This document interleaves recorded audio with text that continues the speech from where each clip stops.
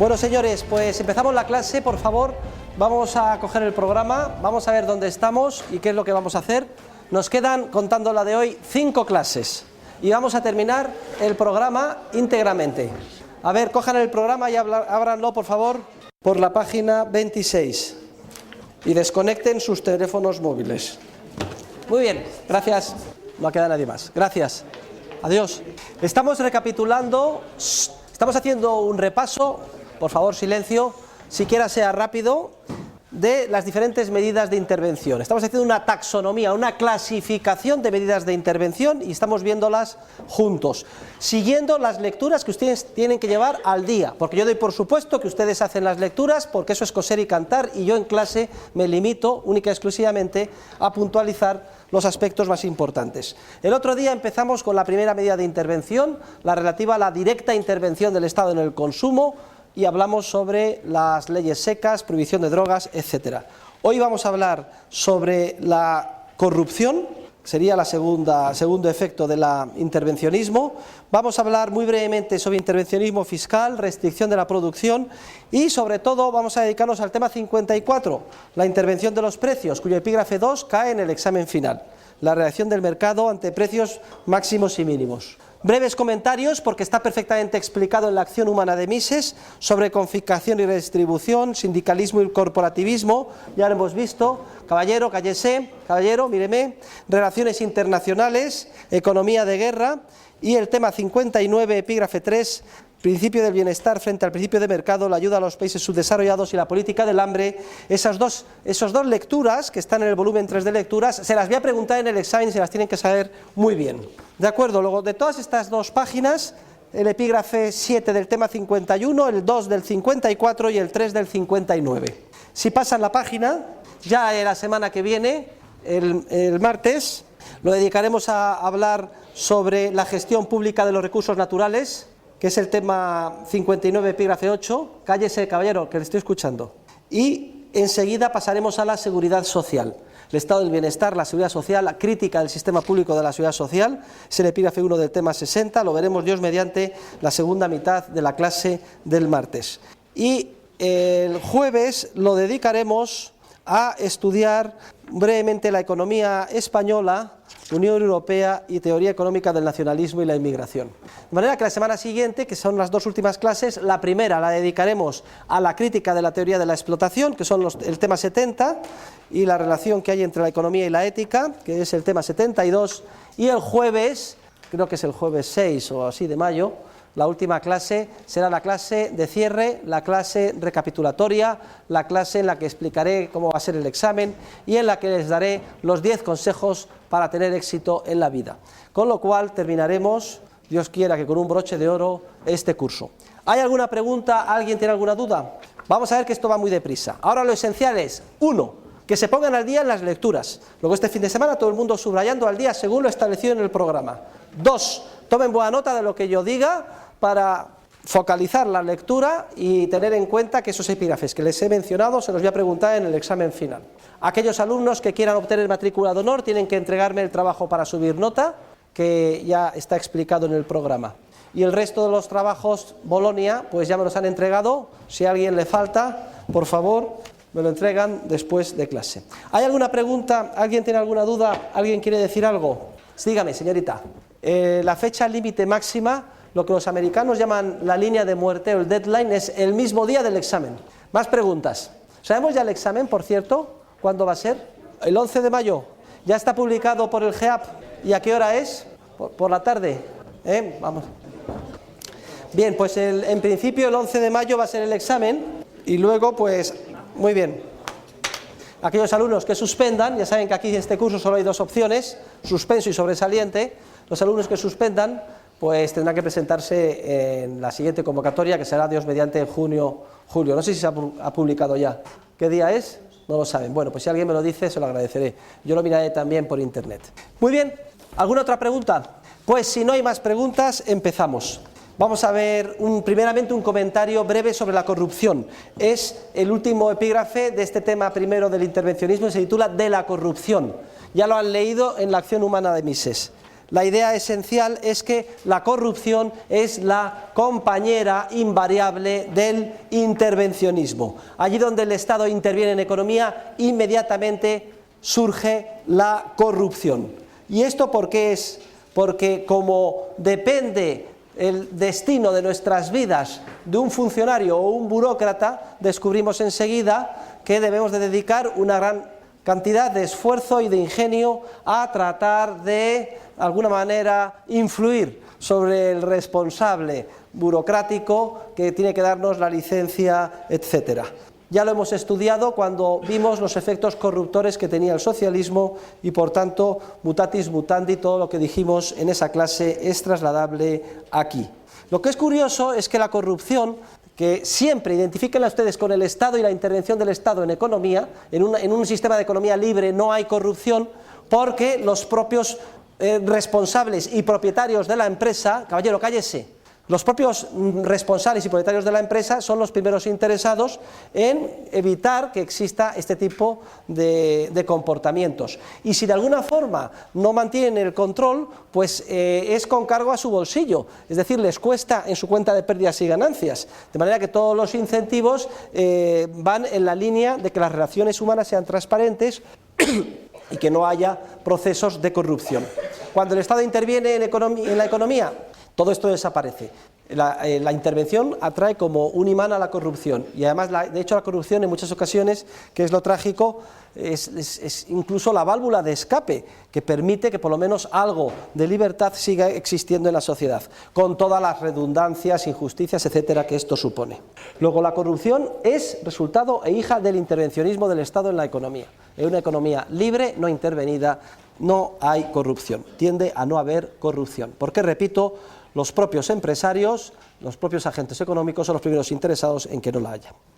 Y dicho esto, unas brevísimas observaciones sobre el intervencionismo fiscal. Tema 43, por favor, todos concéntrense, tema 43, que ya lo han leído, intervencionismo fiscal.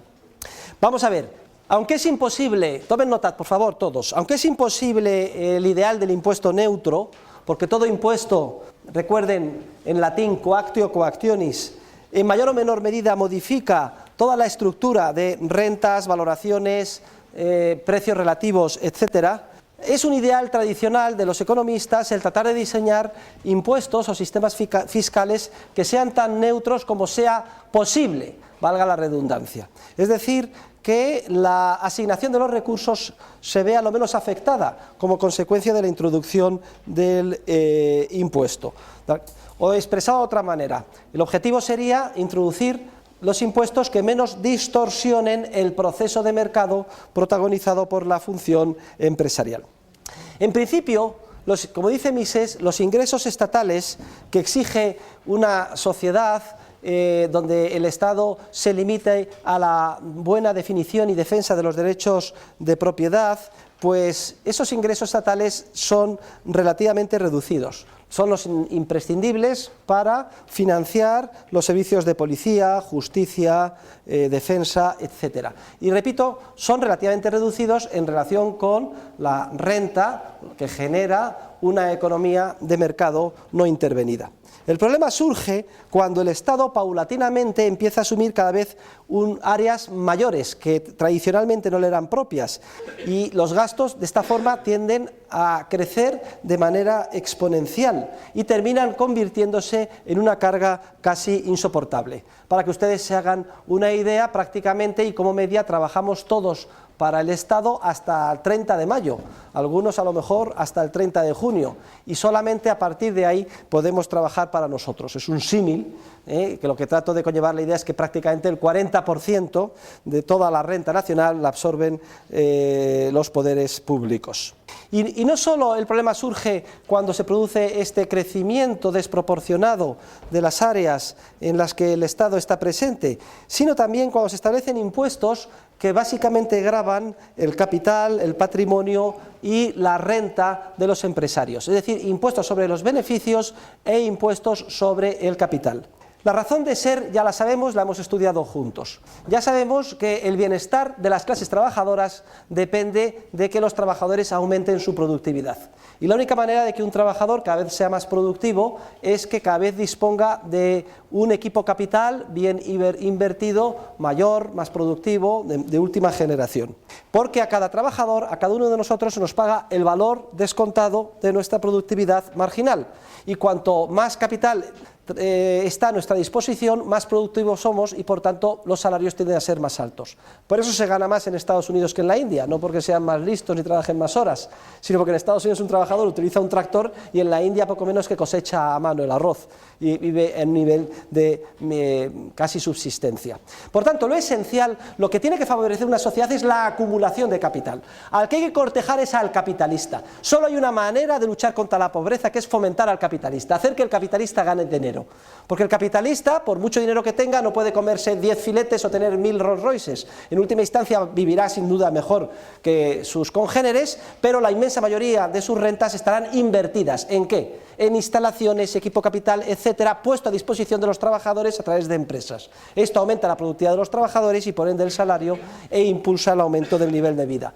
Si el sistema impositivo grava el capital, léase impuestos sobre el patrimonio que hemos tenido en España hasta el año pasado, o impuestos sobre sucesiones, fallece una persona y el 30% se lo quita el Estado, de lo que iban a percibir los herederos. Entonces hay un proceso de contracción de la acumulación de capital que en última instancia termina perjudicando a los trabajadores porque les hace menos productivos de lo que podían ser. Y también son enormemente perjudiciales los impuestos que gravan los beneficios empresariales.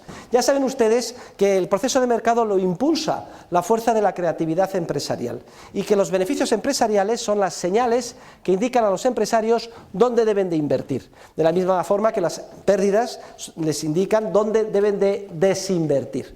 Pues bien, si el sistema impositivo grava los beneficios empresariales, por ejemplo, de una manera progresiva, el 40%, el 50% de lo que ganas te lo quita el Estado, entonces es como si esas señales esenciales que son los beneficios se embadurnaran, se ensuciaran, como si alguien echara barro a las señales de tráfico y entonces los que estamos conduciendo no supiéramos muy bien si es verde y podemos pasar o si es rojo y debemos de pararnos. Pues lo mismo pasa, los beneficios son las señales esenciales y donde se gana dinero significa que hay que invertir ahí, donde se pierde que hay que desinvertir, pero si viene papá Estado y se lleva una parte muy importante de los beneficios, todas esas señales se distorsionan, se produce una grave distorsión en la asignación dinámica de los recursos impulsada por la empresarialidad. Y todo esto al margen de los problemas de desincentivación que tiene un sistema progresivo, impositivo, porque muchas personas piensan, hombre, ¿para qué voy a dedicar el esfuerzo marginal de trabajar si se va a llevar papá Estado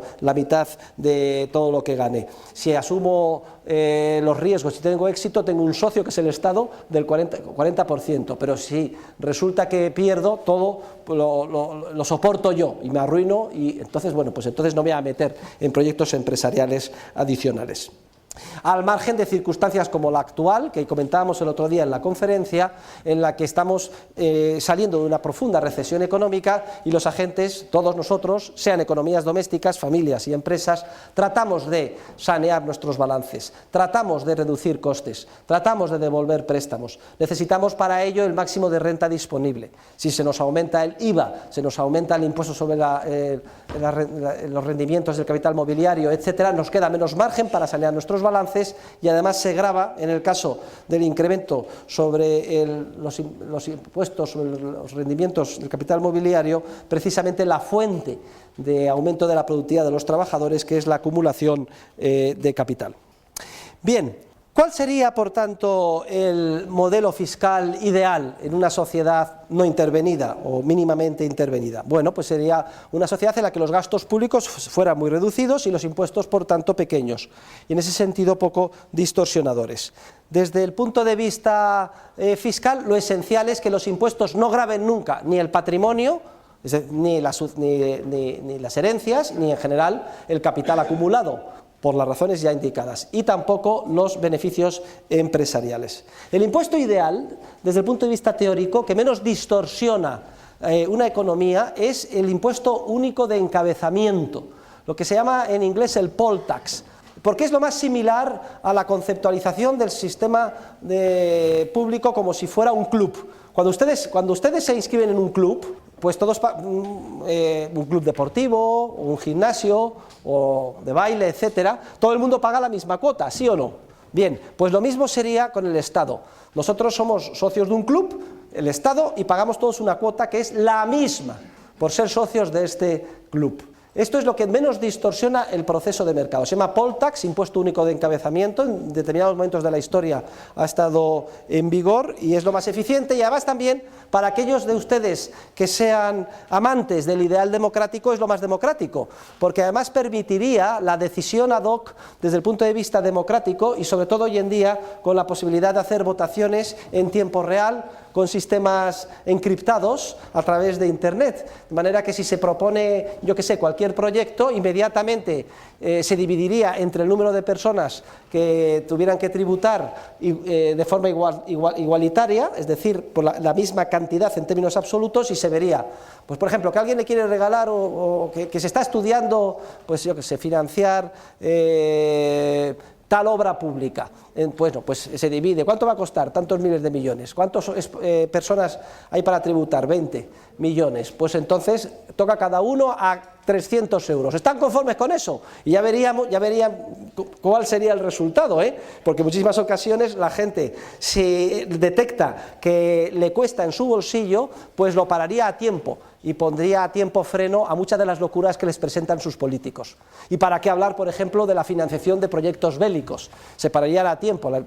El clamor popular en contra de las guerras sería insoportable. En cambio, lo que sucede ahora es que los políticos tienen mucho interés en que no haya una conexión clara entre aquellos que pagan los impuestos y los que los reciben. Todo el mundo piensa, no, a mí que me den gratis la universidad y la seguridad social y la asistencia sanitaria, y eso lo pagan otros. Todo el mundo piensa, eso lo pagan otros, porque hay un sistema impositivo progresivo, eso lo pagan los ricos. Entonces, con ese espejismo se oculta la relación causa y efecto y se produce el fenómeno al que estamos acostumbrados de crecimiento desorbitado de los gastos públicos, lo que se llama el crecimiento del estado del bienestar, y en última instancia, al final, por mucho que se empeñen los políticos en tratar de ocultar la relación que hay entre los que perciben y los que pagan, al final son las clases medias los que pagan el coste impositivo. No hay tutía, y hagan ustedes cuentas, vean lo que pagan por seguridad social, ustedes y sus empresarios, que en última instancia la pagan ustedes, lo que pagan por IVA, que ahora, pues como ya saben ustedes, va a subir del 16 al 18, más lo que pagan por el resto de los impuestos, sumen y resulta pues que están más de un tercio de su renta, y estoy hablando para rentas no de millonarios. Caballero, cállese que le estoy viendo. Para rentas medias bajas están pagando pues una parte muy importante, cerca del 40, entre el 40 y el 40 y tantos % de todo lo que ganamos. Luego, cualquier cosa que le prometan los políticos a ustedes, no se dejen engañar, es una imposición forzosa, porque aunque le parezca que se lo van a dar gratis, no hay, there is no such a thing as a free lunch, dicen los americanos, no existe tal cosa como una comida gratis, lo van a terminar pagando ustedes. Hay una lectura preciosa, que es el discurso que hizo Ronald Reagan, estaba yo presente ese día en la Fundación Marc, hace ya, pues, Reagan yo creo que fue presidente del año 80 al año 88, y esto sería pues en el 86 o así, o sea que han pasado 14, 24, 25 años, y es muy importante porque explica Reagan su proyecto de reforma fiscal en Estados Unidos. En Estados Unidos había un sistema impositivo prácticamente expropiatorio, el impuesto progresivo sobre la renta llegaba al 60%, había impuestos sobre las herencias que expropiaban hasta el 80%, y Reagan acabó con todo esto, estableció una reforma fiscal basada en reducir los impuestos, y fue muy importante porque sirvió de modelo a todas las reformas fiscales en el resto del mundo, que de alguna manera han permitido reducir los gravámenes impositivos, en mayor o menor medida, pero en casi todos los países. Y el origen de esa revolución fue la administración Reagan, y léanse en las páginas 229 a 235 su discurso que hizo aquí en Madrid, porque no tiene desperdicio. Además se basa, yo no sé quién se lo escribiría, en la teoría de la función empresarial, pone de modelo de empresario a Cristóbal Colón, y todas las gestas que han hecho los españoles a lo largo de la historia, y cómo reduciendo los impuestos se impulsa el desarrollo de la producción. Muy bien, estos son los comentarios que yo quería hacer, muy breves, no sustituyen para nada las 20 páginas del libro de texto sobre el intervencionismo fiscal, pero no tenemos más remedio que pasar a la siguiente medida de intervención, que ya debe ser, pues si no me equivoco, la tercera o la cuarta, que es lo que denomina Mises la restricción de la producción. La restricción de la producción, concretamente el tema 53, la restricción de la producción. De hecho, Mises llama al intervencionismo destruccionismo y en la práctica todas las medidas de intervención terminan destruyendo. Pero hay algunas medidas de intervención que de manera más obvia van dirigidas a restringir o reducir lo que se produce. Es obvio que si una medida de intervención restringe lo que se produce en una sociedad, pues empobrece a todos y sobre todo a las masas trabajadoras. En la medida en que se desvían los recursos, los factores de producción desde las líneas eficientes hacia otras líneas que son ineficientes.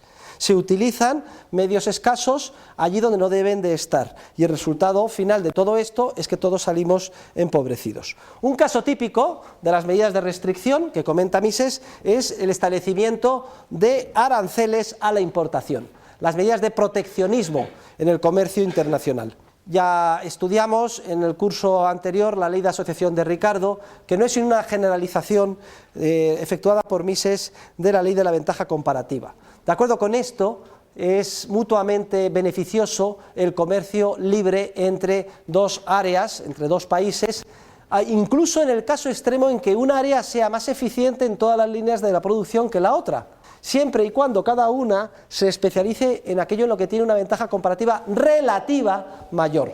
Luego, aunque yo sea mucho más eficiente que usted en todo, seguro que hay algunas líneas en las que soy mucho más eficiente, otras en las que soy algo más y otras en las que soy un poquito más. Pues en ese caso interesa que yo me dedique a lo que soy muchísimo más eficiente y usted a la línea en la que, aunque yo sea más eficiente, la diferencia es menor. Porque si hacemos eso e intercambiamos el resultado de nuestros productos, ambos salimos ganando. Un cirujano extraordinariamente experto en curar enfermos operándole, pero también muy buen anestesista, haría muy mal negocio si quisiera hacer todo él, porque sería a costa de dejar operar cabezas y salvar vidas. Si solo se dedica a salvar vidas y deja al anestesista, aunque no sea tan bueno como él, que le solucione ese tema, entonces salen ambos ganando como resultado de la especialización y del intercambio. Y esta misma idea es extrapolable al comercio internacional. De hecho, en la historia del pensamiento económico, no me distraigan señorita, por favor, en la historia del pensamiento económico, el descubrimiento de esta idea esencial pues, fue a la inversa. Primero lo descubrió el economista inglés David Ricardo en el ámbito del comercio internacional y luego Mises lo generalizó para la relación entre todos los seres humanos. Lo que está claro es que el proteccionismo, el establecer aranceles a la importación de bienes extranjeros o dificultades más o menos explícitas al libre comercio internacional perjudica a todos, en el sentido de que restringe la producción, hace que los costes sean más elevados, que nos cueste más comprar aquello que necesitamos. Y ni siquiera favorece a aquellos privilegiados aparentemente por la protección, porque muchas personas dicen, no, vamos a poner un arancel para proteger a las industrias nacientes españolas, que no pueden competir con las extranjeras. Ni siquiera les favorece, porque el resultado del proceso, una vez que se ha puesto el arancel, siempre invariablemente es el mismo. Al final, lo que se produce es una asignación indebida de recursos sobre líneas en las que no debían de estar. Imagínense que se ponen aranceles en España pues, para fomentar la producción de ordenadores, cuando los ordenadores es mucho más barato y eficiente producirlos en Singapur. Bueno, pues entonces al final se traen trabajadores, mano de obra, instalaciones a España para producir algo ineficiente, porque ellos lo hacen mucho más barato y mejor que nosotros.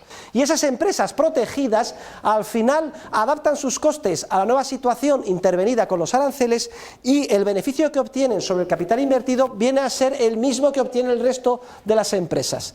Luego no ganan nada a la larga, se produce una mala asignación de recursos y, como en toda medida proteccionista, el efecto droga, es decir, el efecto enganche.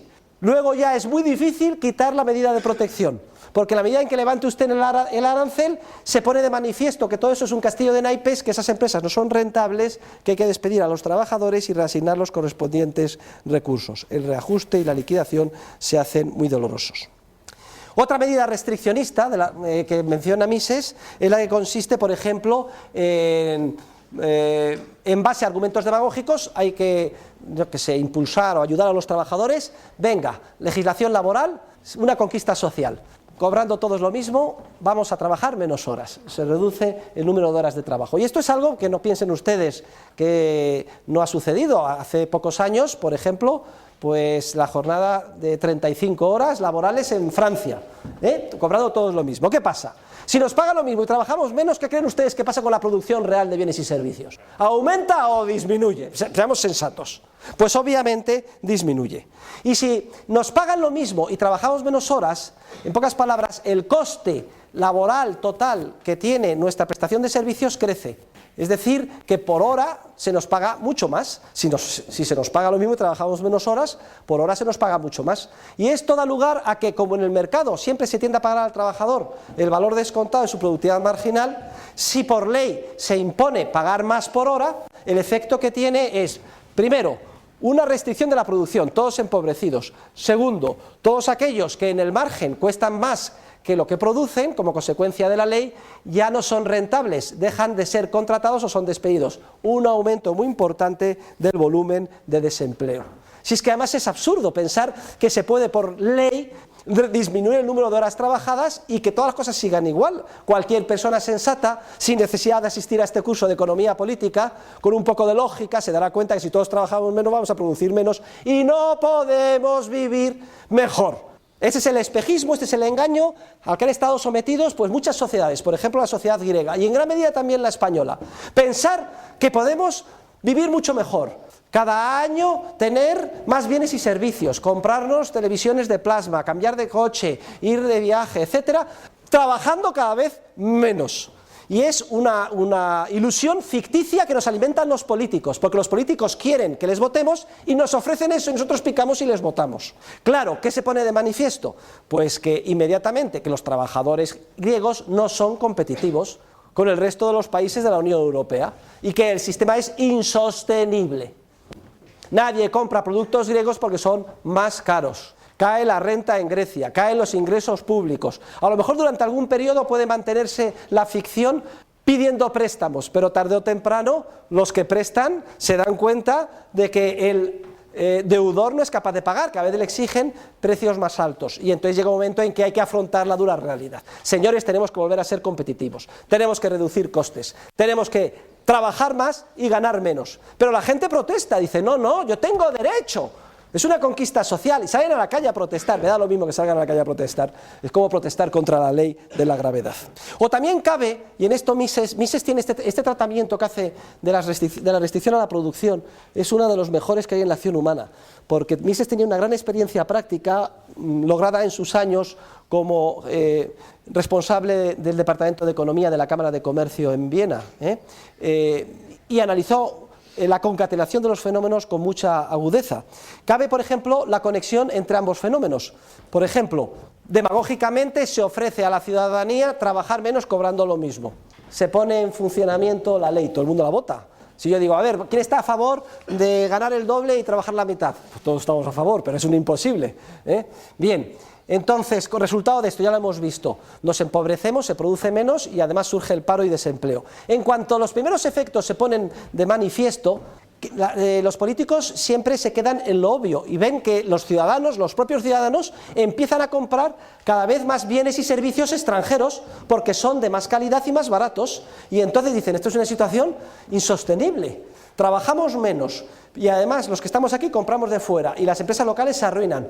Entonces se ponen a pensar y dicen, tate, ya tengo la solución, impidamos que compremos bienes y servicios extranjeros, vamos a establecer un arancel a la importación. Fíjense ustedes, una lógica de intervención produce unos efectos negativos que tratan de solucionarse con otra intervención adicional que da lugar a unos efectos todavía mayores y acumulativos negativos.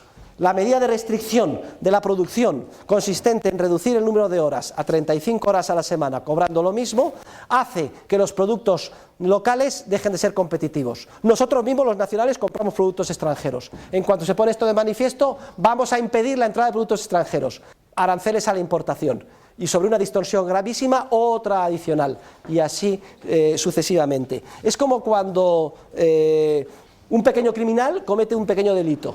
Y entonces para taparlo hace otro mayor, y otro mayor, y otro mayor, y cuando se quiere dar cuenta hay un agujero impresionante del que no puede salir.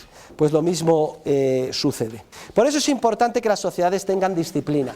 Disciplina para no engañar demagógicamente a los ciudadanos. Y una de las disciplinas más importantes es que no se pueda manipular el ámbito monetario. Ya explicamos esto el otro día en mi intervención, y que afortunadamente para Grecia, afortunadamente para Portugal, afortunadamente para Irlanda y afortunadamente para España estamos en el euro. Y que por tanto no podemos seguir engañándonos como se hacía antes, devaluando o depreciando la peseta.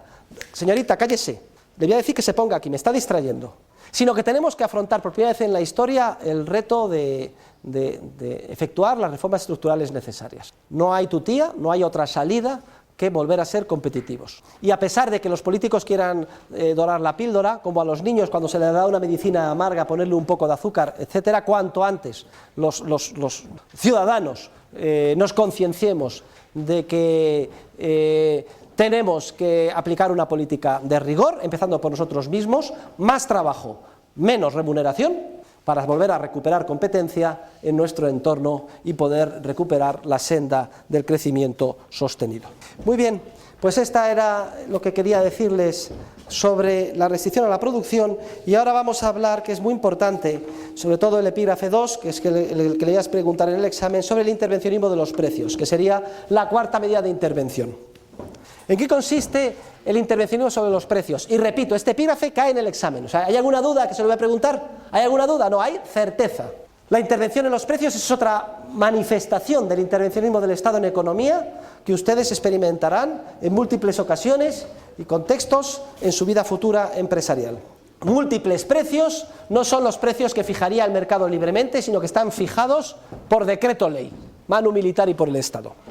La intervención de los precios consiste, pues, en la fijación mediante mandatos y reglamentos de precios o relaciones de intercambio cara al futuro, y que son distintos de los que fijaría el mercado, imponiendo esos precios con todo el aparato coactivo del Estado. Los precios fijados coactivamente por el Estado pueden ser de dos tipos: los que se denominan precios máximos o los que se llaman precios mínimos. Venga, tomando nota todo el mundo. Venga, Ismael, precios máximos.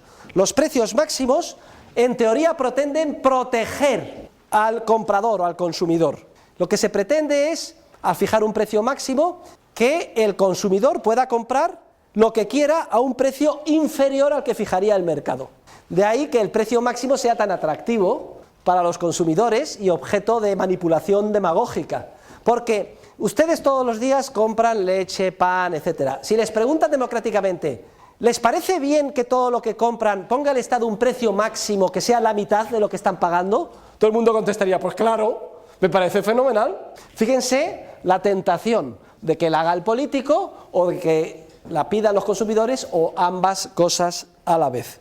Ahora, es tan esquizofrénica la intervención del Estado que no se conforma solo con establecer precios máximos inferiores a los que se fijaría en el mercado para favorecer a los consumidores.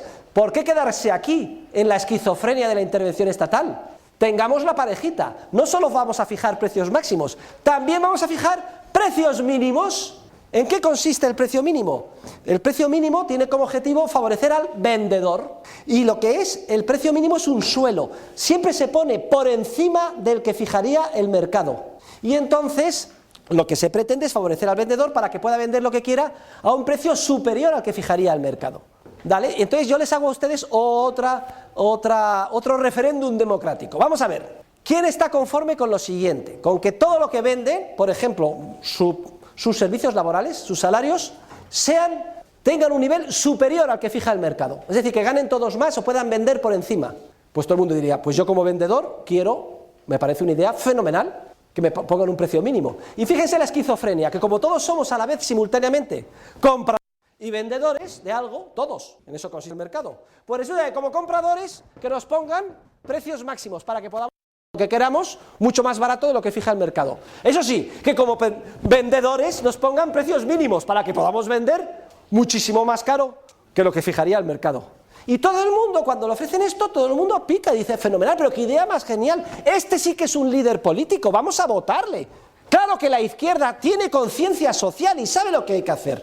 Pero vamos a ver, no sean ustedes asnos, piensen un poco, ¿cómo va a ser posible que a nivel social, como compradores, tengamos precios máximos y se nos garantice poder comprar lo que queramos por debajo del mercado, y como vendedores precios mínimos y se nos garantice poder vender lo que queramos por encima a precios superiores a los del mercado? Oiga, ¿cómo va a ser tal cosa posible? Si como compradores estamos pagando a un vendedor. Pero hecha este prolegómeno, esta introducción sobre la esquizofrenia de la intervención en los precios, vamos a ver ahora con más detalle cuáles son los efectos, desde la perspectiva de la teoría económica, de la introducción de ambos tipos de precios. Y vamos a empezar, en primer lugar, por los precios máximos. Los precios máximos, como he dicho antes, siempre se fijan a un nivel inferior a lo que fijaría el mercado. Es como si dijéramos un techo por encima del cual no puede subir. Nadie, ningún Estado fija un precio máximo por encima del que fijaría el mercado, porque no tiene ningún sentido. Siempre se fija por debajo del que fijaría el mercado. Entonces, ¿cuál es el efecto en términos de teoría económica de los precios máximos?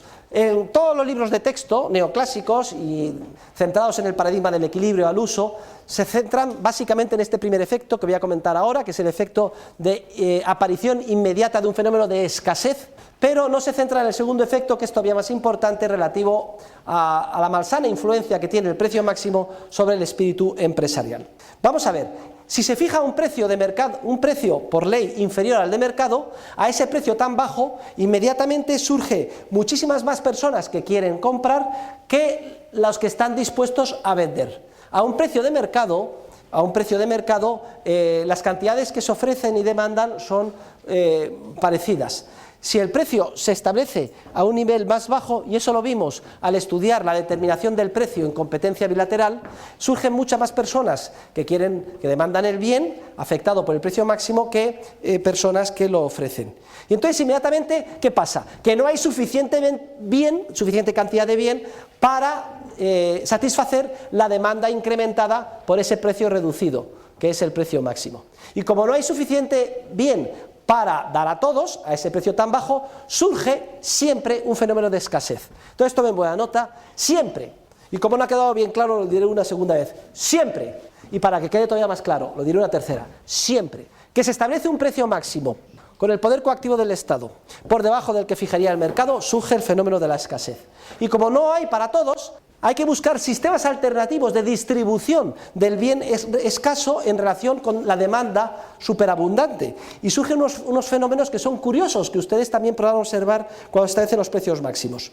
Si no hay para todos, pues entonces inmediatamente se organiza un sistema, puede ser de distribución de que lo que llaman los americanos first come, first served basis. El primero que llegue, el primero se lo lleva. Se organiza en una cola, cuando hay un precio máximo, una cola. Y entonces los primeros de la cola pueden comprar el bien, y los que están detrás de la cola no pueden adquirir el bien. Venga, tomen nota, a ver qué pasa con la cola. Venga, caballero. Luego, precio máximo, inmediatamente escasez. Efecto primero, ¿cómo distribuyese si hay escasez? Colas, una cola. Pero claro, muchas veces se dice, es injusto, hacemos una cola de 20 personas y solo pueden comprar la leche los primeros 6 y los otros 14 se quedan sin nada. Eso es injusto. Entonces viene el político y dice, joder, menudo lío me he metido por poner el precio máximo y hay colas y además es injusto y clamor popular. Ya está lo que tengo que hacer. Para que todos puedan llevarse algo, voy a racionar la poca leche que hay entre los 20 de la cola. Se establece lo que se llaman las cartillas de racionamiento. Como no hay para todos, vamos a dar una cartilla de racionamiento, y su cartilla de racionamiento le dará derecho a tantos kilos de pan, a medio litro de aceite, etc. Y no se rían ustedes, porque sus bisabuelos y abuelos han vivido en épocas con cartillas de racionamiento, cuando había precios máximos en España. Hay otro sistema de asignación del recurso, si no funciona el mercado, porque hay un precio máximo. Yo tengo que comprar y no hay para todos. La amistad, oye, que te hice tal favor tal día, véndeme por favor un jamón, o otro procedimiento todavía más morboso para tratar de convencer al vendedor de que te venda a ti. Pueden ustedes desarrollar su imaginación cuanto quieran. O en última instancia la violencia. Hay un totum revolutum y va la gente a la tienda, la rompe y se lleva el televisor debajo del brazo. Fíjense ustedes, todos son procesos violentos, redundantes, injustos y absurdos en el momento en que el mercado deja de funcionar y se establece el precio máximo por parte del Estado. Pero es que este fenómeno de la escasez que es reconocido en todos los libros de texto de economía, se ve aún más agravado por el perverso efecto que tiene el establecimiento del precio máximo sobre el espíritu empresarial. Porque ya saben ustedes que el espíritu empresarial se mueve por los beneficios que esperan obtener los empresarios. Si en un ámbito concreto se limitan los precios que pueden cobrar, se eliminan los beneficios. Y entonces todo el ímpetu empresarial se redirige, abandona esa área, ese ámbito en el que hay precios máximos y se va a otras líneas donde puede obtener pues, más beneficios. Entonces, ¿qué es lo que pasa? El problema de la escasez se agrava todavía más. Solo había una posibilidad de acabar con la escasez, dirigiendo todo el espíritu empresarial a tratar de solucionar el problema de la escasez, pero como el incentivo esencial, que es el beneficio, se elimina con el precio máximo, el problema de la escasez se hace todavía más grave. Afortunadamente, el mercado se busca soluciones a estas ineficiencias que generan los precios máximos. Y esas soluciones en muchas ocasiones tienen que ser soluciones al margen de la ley. Afortunadamente surgen mercados negros, que se llama, que al margen de la ley tratan de solucionar el problema de escasez, de colas, de racionamiento, etcétera, típico del precio máximo. Vamos a ver una concatenación lógica de acontecimientos. Imagínense que hay una mala cosecha, un año de sequía y una mala cosecha. Como consecuencia de eso, mala cosecha. Señores, se produce menos trigo. ¿Qué creen ustedes que pasará con el precio del trigo? Sube. Y entonces, clamor popular. Las madres, anda, la harina de mis hijos, la leche, etcétera. No, el hambre, nos están generando hambre, nos están explotando, la culpa lo tienen los empresarios, las panificadoras que hacen el pan, que nos están absorbiendo nuestra renta. Y entonces el político dice, no os preocupéis, ha habido mala cosecha y sube el precio, ¿no? Solo hay que hacer una cosa, pongamos un precio máximo razonable que todo el mundo pueda comprar. Y menos mal que hay un político sensato que sabe lo que tiene que hacer, todo el mundo le vota, se establece el precio máximo. Pero claro, como consecuencia de esto, el poco pan que había desaparece. Y surgen las colas, las cartillas de racionamiento, la violencia, el amiguismo, etc. Afortunadamente hay unos empresarios que, jugándose la vida, desarrollan mercado negro.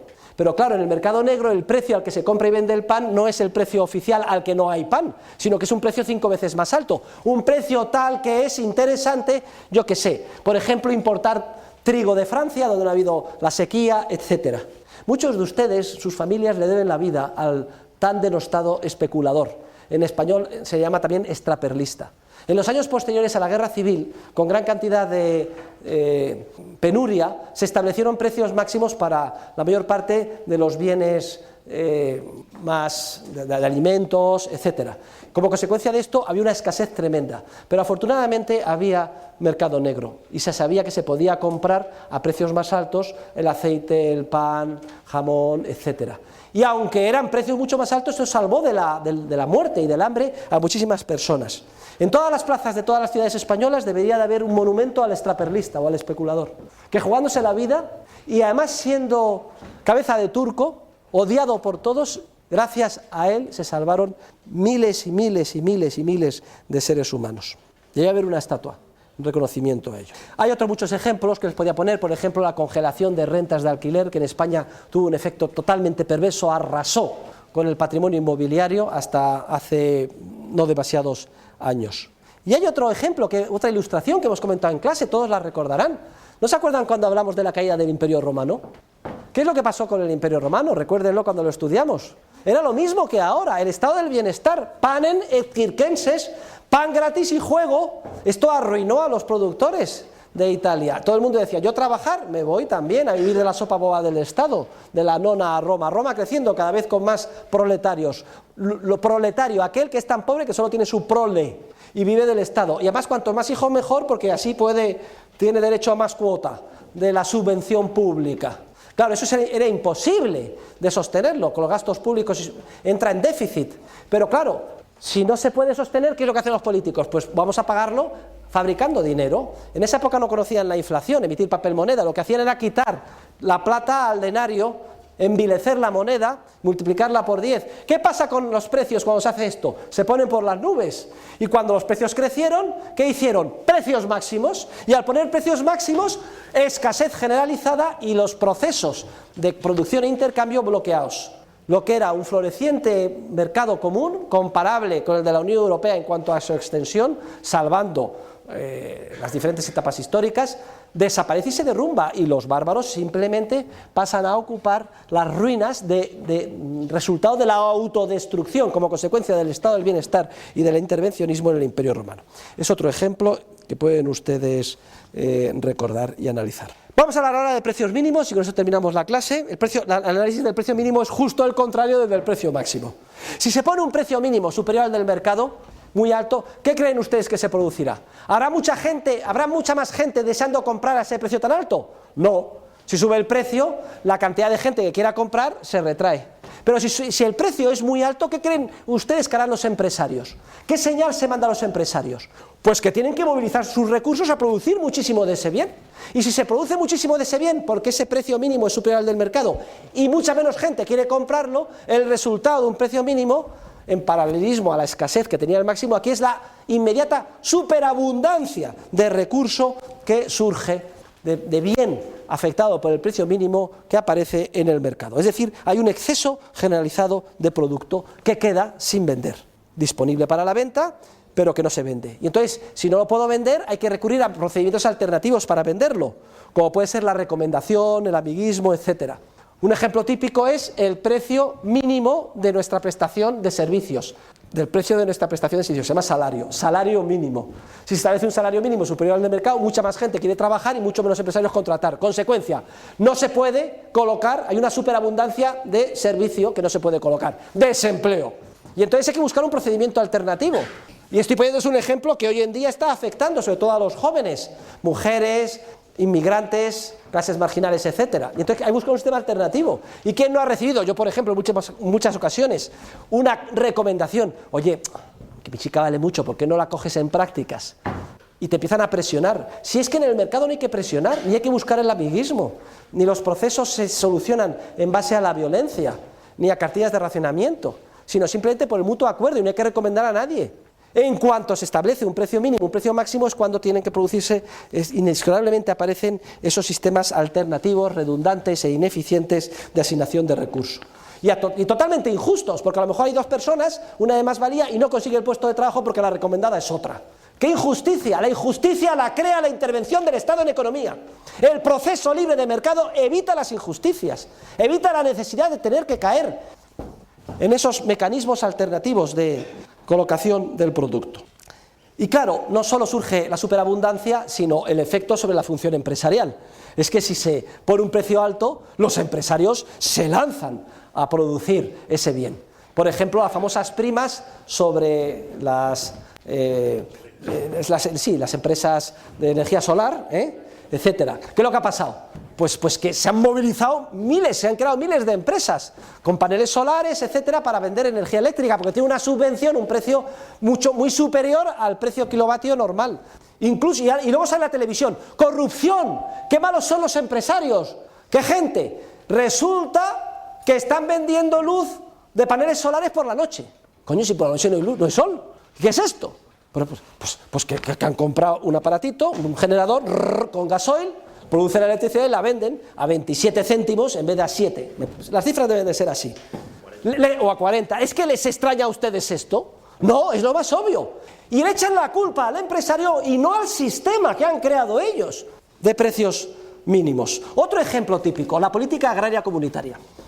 Por una serie de razones se dice que hay que apoyar al campo, pobres agricultores. Vamos a establecer unos precios mínimos para los productos agrícolas superiores a los que fijaría el mercado. Resultado de esto, una superabundancia como no se ha visto nunca de productos agrícolas en Europa. Luego después se ha sustituido por subvenciones, pero viene a ser lo mismo. Fíjense ustedes, se establece un precio mínimo superior al que fijaría el mercado para el pan, la leche, las patatas, el aceite de oliva, etcétera. Luego ya todos los ciudadanos europeos con una cara de gilipollas, pagando mucho más de lo que teníamos que pagar, ¿sí o no? Por todos nuestros alimentos, ¿sí o no? Sí, bien. Segundo, los empresarios son súper eficientes, sobre todo los alemanes y los franceses, y como unas máquinas se ponen a producir bienes agrícolas, que nosotros no demandamos porque son muy caros. Una superabundancia tremenda, no saben qué hacer, no hay almacenes suficientes en Europa para almacenar esto. El coste del almacenaje es tremendo y se paga con cargo a impuestos. ¿Y entonces qué? Soluciones. todos los pensadores en Bruselas, joder, en menudo lío nos hemos metido, todo el mundo pagando el doble de lo que tenía que pagar por la agricultura, inundados de vino, aceite, etcétera. Y además nos cuesta una barbaridad el almacenaje y también doble peaje impositivo para financiarlo. A ver, vamos a pensar. Coño, ya tengo la solución. Ya está la solución. 2 soluciones. Geniales, como se nos ha ocurrido antes. Vamos a inundar vendiendo estos productos a bajo precio, la 10ª parte de lo que nos ha costado, en los mercados internacionales. Y así no los tenemos que almacenar y conseguimos algo. Inunda los mercados internacionales de trigo, harina, aceite, etcétera. Y de paso, ¿saben ustedes el efecto que tiene esto sobre los países del tercer mundo? Que lo único que producen es agricultura. Arruinamos a los países del tercer mundo. Pero no hay problema si se arruinan los países del tercer mundo, porque como nosotros somos muy buenos y solidarios, vamos a establecer una cuota del 0,7%. Otro impuesto, fíjense ustedes, ya llevamos 3, Primero se nos obliga a pagar el doble por los productos agrícolas, luego impuestos para almacenarlos, y ahora otro impuesto para el 0,7% para, de alguna forma, tapar nuestra mala conciencia y que estos pobres países del tercer mundo que están pasándolo tan mal necesitan una redistribución de la renta. Pero se me ocurre otra idea genial. ¿Cómo no se nos había ocurrido antes? ¡Genial! Vamos a pagar una prima por destruir productos agrícolas. Claro, el que destruya y mate las vacas, por cada vaca que mate o sacrifique, tanto. Y entonces ya la pobre vaca muerta no se la puede ordeñar. Fenomenal. Y por cada hectárea que no se cultive, ya, tanto. ¡Qué genial! 4º peaje. Fíjense ustedes qué locura. Oiga, todo esto, que es obvio, hay que desmontarlo. Y todo el mundo lo sabe, pero nadie se atreve a hacerlo políticamente. En el momento en que se quiere tocar una prima, una subvención, un precio máximo, tenemos a todos los agricultores en el Ministerio de Agricultura bloqueadas las calles. En Francia, todos los tractores bloqueando la comunicación. No se atreven. Fíjense ustedes cómo la lógica de una medida de intervención produce un efecto negativo que exige otra medida de intervención, y así sucesivamente hasta que se ha construido un monstruo que nadie sabe cómo solucionar.